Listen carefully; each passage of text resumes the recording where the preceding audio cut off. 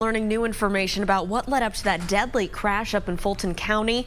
3 siblings killed while they were crossing the street to get on their school bus. Court documents and statements made by witnesses have now been released. The school bus driver told state police he saw a car at a distance and thought it would slow down. He had his stop arm out and lights flashing, so he motioned for the kids to cross the street. 9-year-old Olivia and her 6-year-old twin brothers Xavier and Mason, along with another classmate Maverick, were then hit when that driver failed to slow down. Now, court records are also giving us new details about Alyssa Shepard. She's the 24-year-old who's accused of hitting those kids, and she's been charged with reckless homicide. Shepard told state police that she had just dropped her husband off at work, and she was headed to drop her little brother off so that he could get ready for school. She told investigators that she was not late. She was not running late anywhere that morning. Police say that Shepard also said she could tell something big was ahead of her on the road, but at the time she didn't realize what it was until those kids were right in front of her. There are also still so many questions surrounding the location of that bus stop and why the kids were crossing the street in the first place. The Tippecanoe Valley School Corporation announced that starting today, the bus stop on State Road 25 will be moved into the Miser Mobile Home Park. The school district is also forming a review committee to look at school bus stops in their area. But the big question about the location of the bus stops has many people asking, well, why was it there in the first place? Our Call 6 team has been digging into the issue and looking to see if there are any regulations about bus stop placement. Our Paris Lubell is live this morning at the State House. Paris, good morning. Lauren and Meredith, good morning. It's actually very surprising. There are no laws on the books or guidance or even regulations about where bus stops should be. They leave it completely up to the school districts.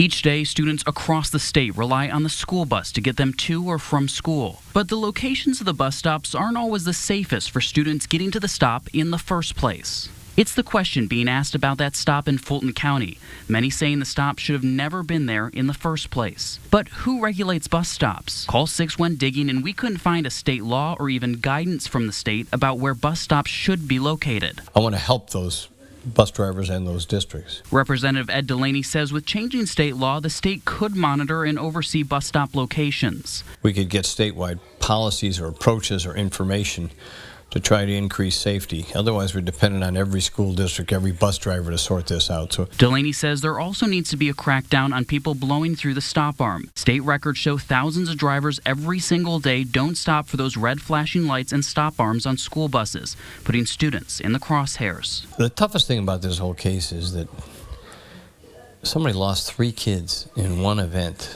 Delaney says he sponsored bipartisan legislation years ago to install cameras on every school bus that would catch people blowing through the stop arms and then send them a ticket. But the bill died before it even made it to the House floor. I think we need to get this done and have the cameras on there so that we'll have people getting reported when they do this. And I hope that in addition to paying a fine, I hope they would just be shamed and realize I don't ever want to do that again. Now, Delaney says he's going to restart the conversations about school bus safety coming up during the next session, which starts in January. But one district isn't waiting for the state, and they're taking the matter into their own hands. Our Alyssa Donovan spoke to that district, and Alyssa, they say they're working well so far. That's right, Paris. They say they are making a difference. Lebanon School Corporation installed bus arm cameras on all 39 of their school buses in order to catch people driving past buses illegally. Their cameras have caught at least 25 people illegally driving past buses with bus arms out since the start of the school year. Lebanon Schools Police receive several reports from bus drivers each week. 13 tickets have been issued. Another 4 tickets are awaiting verification. You may be thinking that math doesn't quite add up. That's because not every driver caught on camera received a ticket. The school corporation has to verify who the drivers are. If they can't guarantee they have the right person, they don't cite them. Issuing a ticket starts with the bus drivers. Right next to their seat is a red button that they hit when they see a driver passing illegally. This marks the video at the exact time of that incident, so a report can be filed out with the description of the car and the driver. School police verify that report, checking that the description of the person matches the registration to the vehicle before a ticket is issued to the prosecutor's office. It costs $44,000 to install cameras on the Lebanon Schools bus fleet. They do feel the cameras are making a difference. So far, 2 of those drivers have paid up their $235 fine. Now, several bills regarding bus stop arms have been considered by Indiana lawmakers in recent years. A bill discussed in 2015 would have allowed school corporations to enter an agreement with private companies to install bus cameras on school buses to help issue citations, similar to what they're doing in Lebanon.